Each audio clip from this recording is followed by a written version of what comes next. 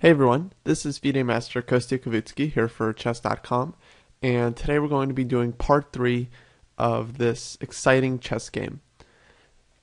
If you haven't seen parts 1 and 2 yet, I definitely recommend you check those out first, and I'll give you some insight into what has happened in this game already, and what some of the key points have been.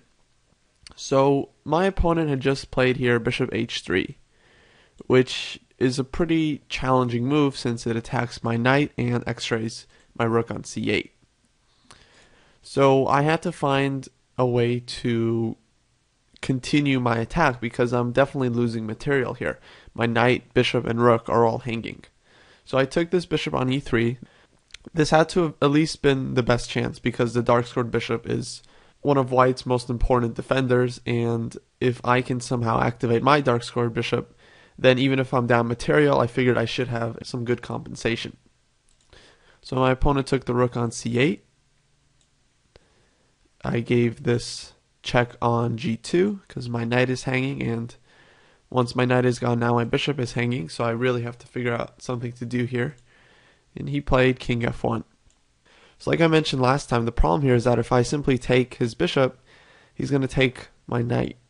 And I'm going to be down an exchange here after something like bishop d3, which isn't so bad. I have one pawn and I'm not really down a whole lot of material, but the problem is that the position is relatively closed and my bishop, knight, and rook can't really get active. So this position is probably going to be better for white.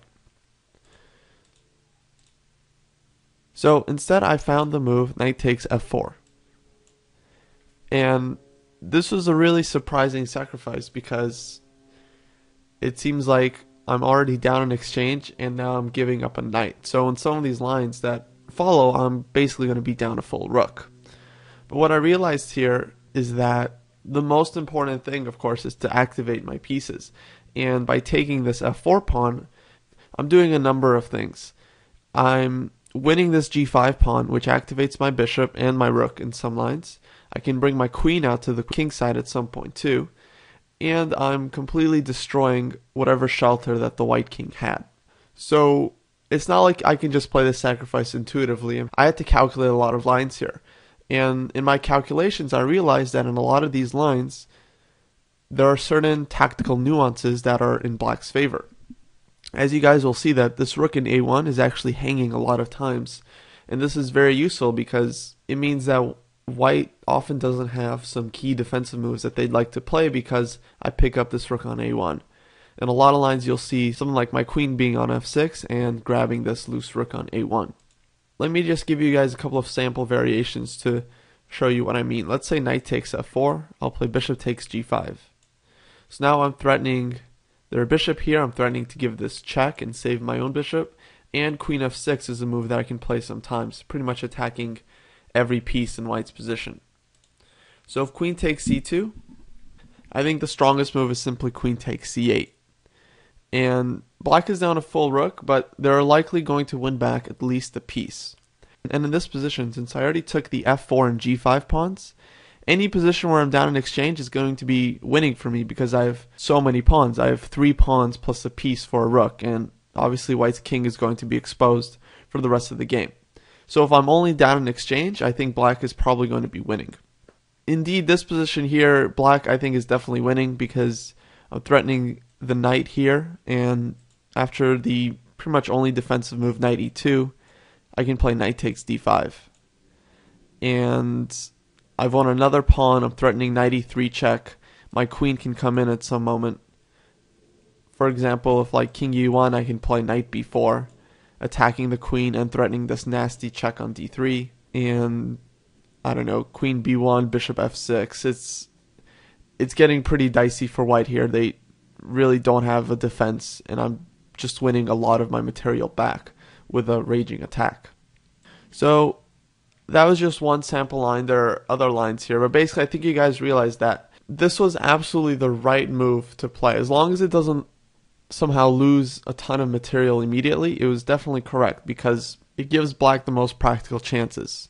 But it is actually winning. All the tactics are working out here for black. So my opponent decided to play bishop g4. saving his bishop for defensive purposes. I took on g5. Now he took on c2. So here I am down a rook, but I have this move, queen f6, which I was able to foresee. So what's going on here? Well, I'm threatening a nasty discovery check against white's king. And the problem is that if he takes this knight, I take with the queen and I win the bishop. And then I'm only going to be down in exchange and I'll have a winning position because I'll have a lot of pawns and tons of attacking compensation. But the real reason that this entire sacrifice with knight takes f4 works is because white never has any moves with this knight on c3.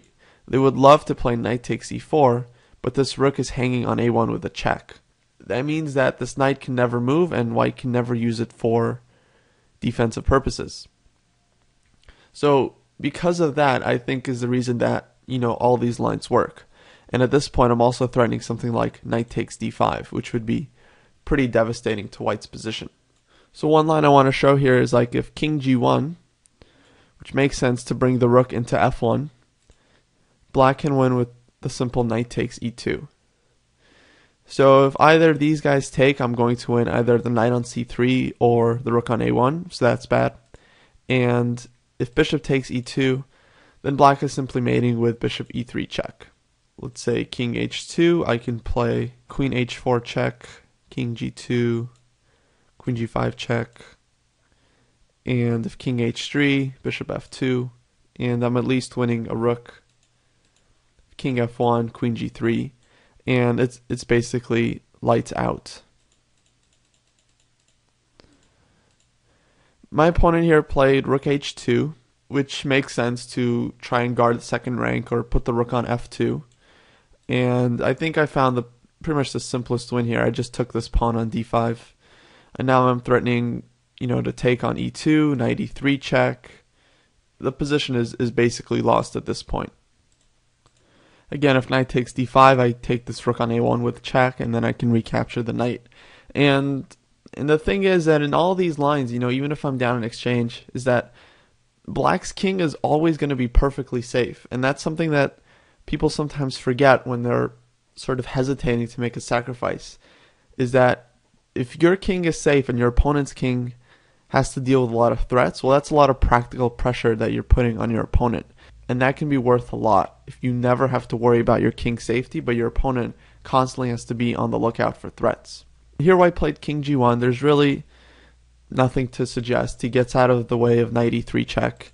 And I found a pretty simple win here, simply knight takes e2.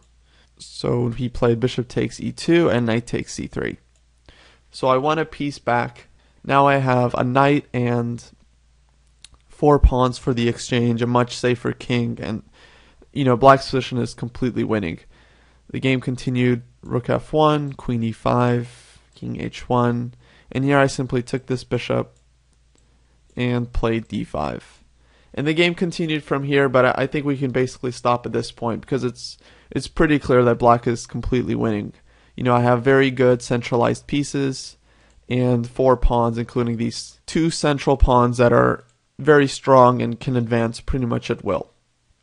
So I hope you guys learned a lot from this 3-part series on this one game. I think it was pretty instructive and how to sort of use your intuition to help guide your calculation and how to evaluate certain positions that seem unclear based on various dynamic topics such as piece activity, king safety, things like that. So with that, I hope to see everyone here again next time. Thanks a lot for listening, and I'll see you around on Chess.com.